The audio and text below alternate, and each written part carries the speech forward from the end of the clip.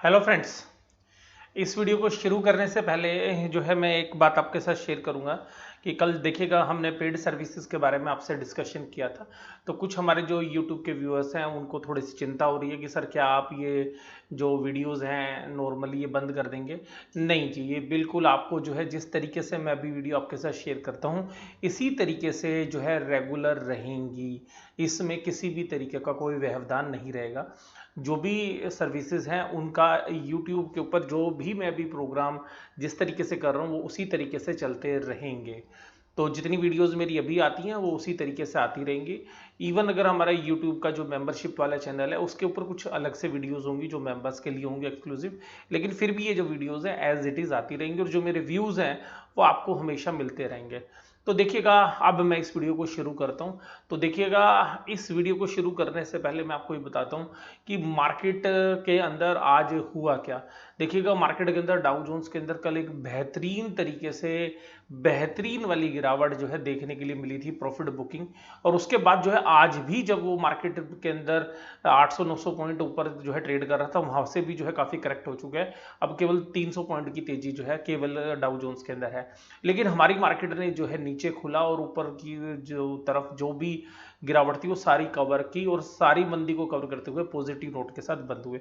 हालांकि आज एक खबर थी मार्केट के अंदर और वो खबर ये थी कि जो भी क्रेडिट कार्ड से संबंधित या जो बाकी जो लोन्स थे उनका जो इंटरेस्ट वेवर की बात थी उसके लिए सुप्रीम कोर्ट ने मना कर दिया। तो एक वो पॉजिटिव आउटकम था जो बैंकों के लिए काफ़ी पॉजिटिव था और इसीलिए बैंकों के अंदर जो है तेजी थी।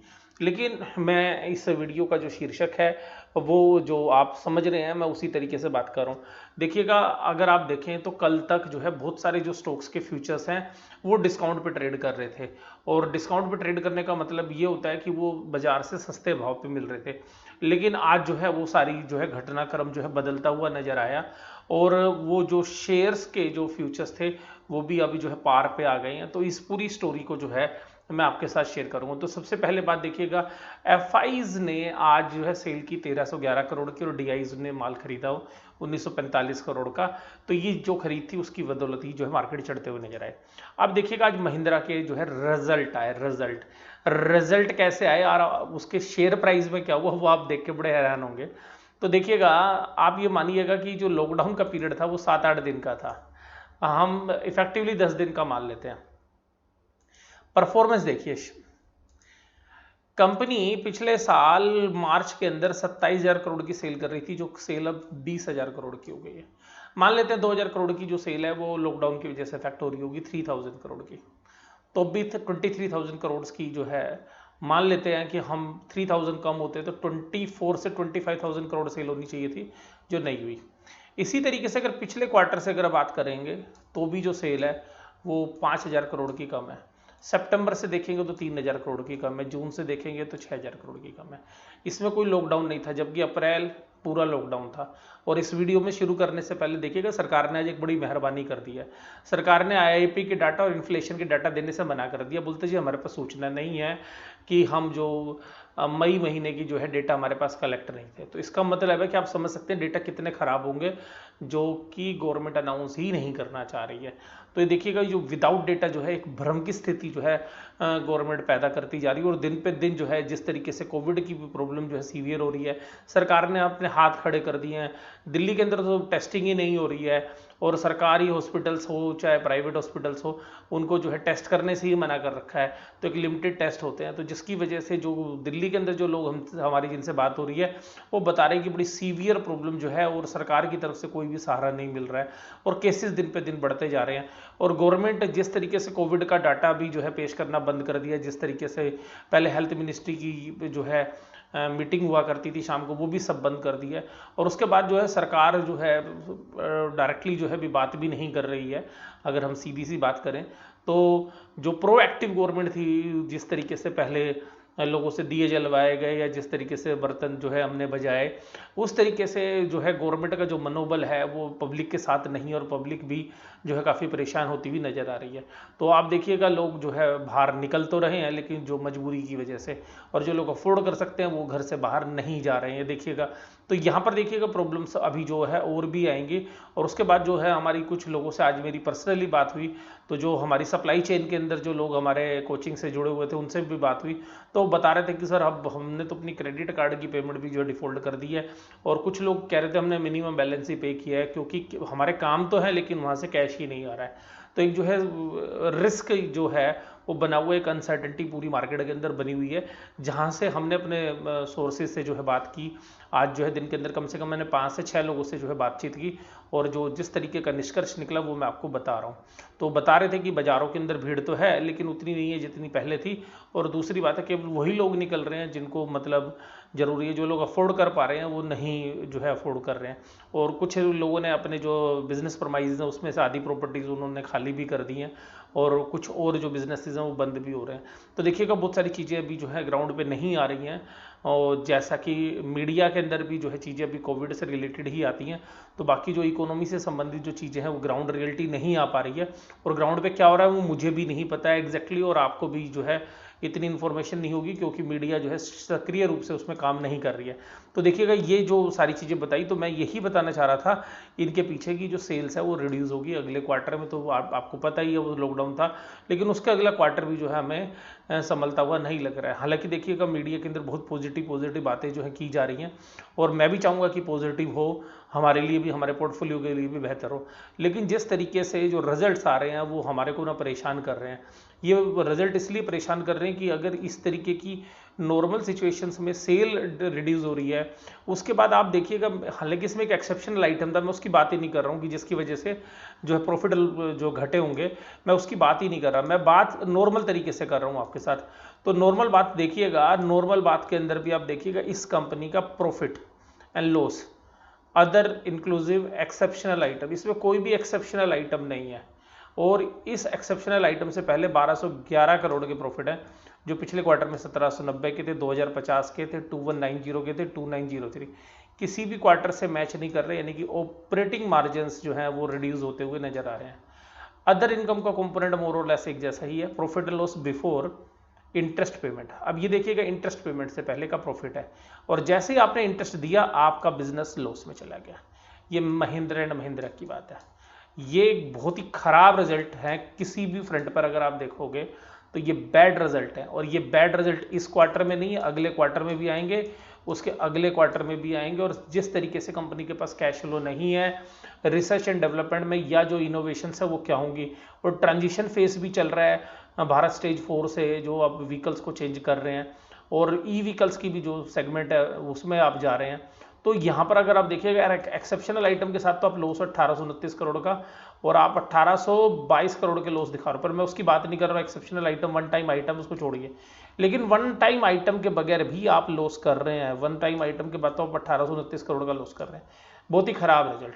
आप बताइए इस रिजल्ट पर शेयर प्राइस के साथ क्या होना चाहिए था? आप खुद सोचिए, इस रिजल्ट के बाद क्या होता? इस रिजल्ट के बाद होना चाहिए था ये शेयर कम से कम 5-10% टूटना चाहिए था। अगर किसी भी व्यक्ति ने इसके रिजल्ट पर समझदारी से आज कोई ट्रेड किया होगा, हालांकि मैंने आज सुबह आपके साथ एक वीडियो शेयर की थी जहां पे मैं काफ़ी ऑप्टिमिस्टिक था कि मार्केट जो है आज एक गिरावट की तरफ बढ़ेंगी, लेकिन मार्केट ने बिल्कुल एकदम चकमा दे दिया, और इसी तरीके से चकमा दिया महिंद्रा के रिजल्ट्स ने। अब रिजल्ट में देखिएगा, रिजल्ट के बाद आप देखेंगे 7% शेयर चला है आज के अंदर, 7% शेयर चला है। और ये 7% शेयर किस वजह से चला है? सारे रिजल्ट्स रेवेन्यू फ्रंट पर, ऑपरेशनल फ्रंट पे, लेमन लैंग्वेज में बात करूं तो बिल्कुल खराब रिजल्ट थे, और खराब रिजल्ट में 7% एक ही दिन के अंदर शेयर प्राइस राइज कर रहा है। और ये नहीं है कि ये जो शेयर प्राइस है वो इसी शेयर के साथ है, बाकी और शेयर के साथ है। आइएगा जब मैं बात करता हूँ आपके साथ आइसर मोटर की, आइसर मोटर का शेयर जो है आज 2% चला, 2 से 2.5%, और इनके ये फ्यूचर के प्राइजेज है, मैं आपको जो अभी डिस्कस कर रहा हूँ ये फ्यूचर के प्राइस है। अब फ्यूचर के प्राइजेज जो हैं, ये 25 जून का फ्यूचर है, ये फ्यूचर के प्राइसेस कल तक डिस्काउंट पे चल रहे थे, या अगर आप पिछले हफ्ते तक बात करेंगे। लेकिन अभी ये ऐसा क्या हो गया कि इसके जो रिजल्ट हैं वो उतने खराब नहीं है जितने महिंद्रा के हैं, लेकिन इसके रिजल्ट भी अच्छे नहीं हैं। ये शेयर जो है अपने 52 वीक लो जो 12,450 से 4,000 रुपये ऊपर है, और 23,000 का जो 52 वीक हाई था उससे करीबन 6,000 रुपये नीचे है। अब ये देखिएगा यहाँ पर हम जो बात कर रहे थे आपके साथ, तो आइसर मोटर का जो शेयर है 16,825, ये भी आज प्रॉफिट के जो है इसने रिपोर्ट किए। अब यहाँ पर देखिएगा ये सेल्स, मैं आपको सेल्स से दिखाता हूँ। देखिएगा सेल्स रिड्यूस हुई है इसकी, मार्च से भी कम, जून से भी कम, सितंबर से ज़्यादा, दिसंबर से ज़्यादा, उतने ख़राब नहीं है सेल। लेकिन अगर अब लॉकडाउन की सिचुएशंस को अगर हम देखें तो इसका अगर प्रॉफिट देखें कंपेरेटिवली उससे अच्छा था। ये शेयर अगर 7% चलता तो मैं मानता चलो ठीक है। अब यहाँ देखिएगा इसके बाद ये रेवेन्यूज फ्रंट पे मैं बात करूँ, अब आइएगा प्रॉफिट फ्रंट पे। अब प्रॉफिट फ्रंट पे बिफोर टैक्स इनके जो प्रॉफिट्स हैं वो देखिएगा, मैं ये नहीं कह रहा कि सबसे कम सेल थी 460 करोड़ के। ये क्या इंडिकेट कर रहे हैं, सारे प्रॉफिट में सबसे कम आपके पास प्रॉफिट मार्जिन्स नहीं है। और आप ध्यान रखिएगा कि कोविड-19 के बाद आपकी सेल तो घटेगी और साथ में जो आपको सेफ्टी मेजर्स करने हैं कोविड-19 में, उसकी वजह से आपकी ऑपरेशनल कॉस्ट बढ़ेगी, आपके डिस्ट्रीब्यूशन के अंदर कॉस्ट बढ़ेगी, और डिमांड है नहीं मार्केट में। और ये जो डिमांड है ये अनसर्टेन है, मुझे नहीं पता कि ये 6 महीने इफेक्ट करेगी या 12 महीने इफेक्ट करेगी या उसके बाद भी कोविड की समस्या होगी। लेकिन इस अनसर्टेनिटी के बीच में, इस अनिश्चितता के बीच में जो शेयर प्राइस है वो अभी भी जो है प्रीमियम वैल्यूएशंस के ऊपर ट्रेड कर रहे हैं। अर्निंग्स के मामले में भी अगर बात करें, क्योंकि इस कंपनी की शेयर कैपिटल थोड़ी छोटी है तो इसलिए जो ईपीएस है वो काफ़ी बेहतरीन नज़र आता है। अगर आप इसके प्रॉफिट की बात करेंगे, प्रॉफिट आफ्टर टैक्स, तो प्रॉफिट आफ्टर टैक्स पिछले 5 क्वार्टर में सबसे लोएस्ट है। ऑपरेटिंग प्रॉफिट मार्जिन खत्म हो गया। अब ये देखिएगा ये जो मंदी है ये केवल और केवल 7 दिन के लॉकडाउन की है, लेकिन अभी शेयर प्राइस में वो जो है रिफ्लेक्ट नहीं हुई है। आज बैंकिंग शेयर्स में तेजी थी, किस लिए? नीचे सबसे ज़्यादा आज जो है करीबन 900 पॉइंट की गिरावट थी बैंक निफ्टी में। सब कुछ कवर करके आ गया सुप्रीम कोर्ट की न्यूज़ के बाद। लेकिन ध्यान रखिएगा ये जो प्राइस जब सुप्रीम कोर्ट की न्यूज़ आई थी उस समय पर ये शेयर्स इन प्राइस से जो आज प्राइस हैं, जिस दिन ये केस फाइल हुआ था तब ये शेयर प्राइस उससे नीचे के लेवल पे चल रहे थे। तो ये ध्यान रखिएगा कि ये शेयर प्राइस अभी भी न्यूज़ आने के बाद भी उन प्राइस से ऊपर है। जब ये बैड न्यूज़ आई थी उससे भी, यानी कि जब जिसने केस फाइल किया था उस केस में भी। तो आप देखिएगा यहाँ पर जो बैंकों के अंदर, पर्सनली मुझे ऐसा लग रहा है कि बैंकों के अंदर और निफ्टी के अंदर जो इंडेक्स के अंदर जो शेयर्स हैं उनके अंदर क्या प्ले हो रहा है वो देखिएगा। मैं आपको बताता हूँ कि जो बड़े इंस्टीट्यूशंस हैं वो एक बहुत स्मार्ट प्ले कर रहे हैं।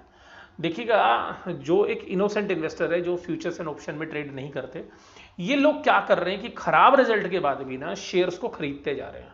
और खरीदने की वजह से क्या होता है, जो इंट्राडे शॉर्ट मारते हैं तो उनको शाम को और कवर करना पड़ता है तो शेयर और महंगा हो जाता है। इसके अलावा जो फ्यूचर्स के अंदर जिन्होंने खराब इकोनॉमी की वजह से, खराब रिजल्ट की वजह से शेयर्स को शॉर्ट किया होगा, शाम को उनको बहुत बुरा लॉस हो गया होगा, जैसे महिंद्रा के केस में देखिए। तो जब उसको 7% 8% का लॉस होगा तो उसने अपने शॉर्ट्स काट लिए होंगे बेचारे ने। और वहीं पर ये जो स्मार्ट जो ट्रेडर्स हैं, जो बड़े प्लेयर्स हैं जिनके पास बहुत बड़ा पैसा है, इंस्टीट्यूशंस हैं, उन्होंने अपने शॉर्ट्स प्ले कर दिए। और होगा क्या कि जब ये मार्केट बिल्कुल नॉर्मलाइज हो जाएगी, जब लोगों को लगेगा कि करेक्शन नहीं होगी, ये लोग अपने जो शेयर्स अभी इन्होंने खरीदे हैं उनको बेचना शुरू करेंगे पहले हायर प्राइसेस पे। तो जो शेयर्स की एवरेज प्राइस आएगी वो भी इनकी एवरेज परचेज प्राइस से कम आएगी। और उसके बाद जो इन्होंने फ्यूचर शॉर्ट कर रखे हैं वहां पर कोई खरीदने वाला होगा नहीं। ये इतना माल बेचेंगे कि जो शेयर प्राइस है यहाँ से 20-20, 30-30% जो है नीचे हो जाएंगे। और ये ऐसा मैं इसलिए बता रहा हूं कि ये सेम स्टोरी आज से 1.5 महीने पहले डाउ जोन्स में स्टार्ट हुई थी। डाउ जोन्स में जरासी भी करेक्शन नहीं होती थी, इसी तरीके से हो रहा था। शेयर सारे के सारे ऊपर जा रहे थे और कुछ शेयर्स ने तो अभी 52 वीक हाई लगाए हैं और नेस्डैक ने तो 52 वीक हाई जो है इंडेक्स ने भी टच किया।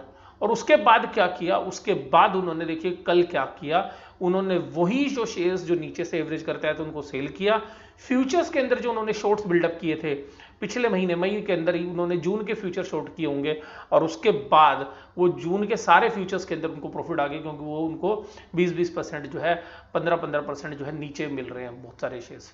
जैसे मैं अगर डाउ जोन्स की बात करूं तो मुझे ऐसा लग रहा है कि सेम तरीके का गेम कहीं यहां पर भी तो नहीं खेला जा रहा है। तो यहां पर जहां रिजल्ट खराब आ रहे हैं, शेयर ऊपर जा रहा है, शेयर ऊपर जाके वहां पे फ्यूचर में शॉर्ट कर रहे हैं, शेयर्स को और ऊपर ले जाएंगे, वहां पे जाके अपना सेल बेचना शुरू करेंगे। इनोसेंट या रिटेल इन्वेस्टर को लगेगा यार ये तो सस्ता मिल रहा है, क्योंकि उसको ये नहीं पता कि एक महीने पहले कहां था। अगर आप बात करें, ये सिमिलर स्टोरी जो है बहुत सारे शेयर्स में हो रही है, और ये उन्हीं शेयर्स में हो रही है, ध्यान रखिएगा, जो इंडेक्स के अंदर वेट रखते हैं, चाहे वो बैंक निफ्टी का इंडेक्स हो, चाहे वो एनएससी का निफ्टी इंडेक्स हो। इंडेक्स के शेयर्स के साथ सबसे ज्यादा ये हो रहा है, और जिनका अंदर हैवी वेट्स है, तो इंडेक्स को भी मैनेज किया जा रहा है। साथ में क्या है कि लोगों को, रिटेल इन्वेस्टर्स को ये दिखाया जा रहा है कि मार्केट बहुत तेज है, मार्केट में कुछ गड़बड़ नहीं है, और फाइनेंशियल्स जो है खराब है। तो मैं ये नहीं कह रहा कि आपने शेयर्स नहीं खरीदने, आप रिसर्च करके बढ़िया कंपनी के शेयर्स खरीदिए जो अच्छे प्राइस पे अभी भी मिल रहे हैं, बहुत सारे शेयर्स मिल जाएंगे आपको, उसमें कोई डाउट नहीं है। बट मुझे ऐसा लगता है कि जहाँ खराब रिजल्ट्स हैं, वैल्यूएशंस बड़ी जो स्ट्रेच हो गई है, वहां पर कहीं मार्केट ये रिटेल इन्वेस्टर्स को ना फंसा दे, और रिटेल इन्वेस्टर एक बार फंस जाएगा, वो शेयर प्राइस फिर 5-5, 6-6 महीने, 1-1 साल नहीं आएंगे, वो निराश होकर बेचारा शेयर्स बेच देगा। तो यहां पे आपको जो है बड़ी सावधानी से जो है इन्वेस्टमेंट करनी है, तो ये आपने ध्यान रखना है। तो मैं इसी बात के ऊपर जो अपनी वीडियो समाप्त करता हूँ। वीडियो आपको कैसी लगी ये मुझे आप कमेंट्स में बताते रहिएगा। कमेंट्स के अंदर जो भी आपके कमेंट्स आते हैं उनको मैं पढ़ के जो भी नेक्स्ट वीडियो है उसके अंदर उसको इनकॉर्पोरेट करने की कोशिश करूंगा। वीडियो देखने के लिए धन्यवाद। Thank you very much.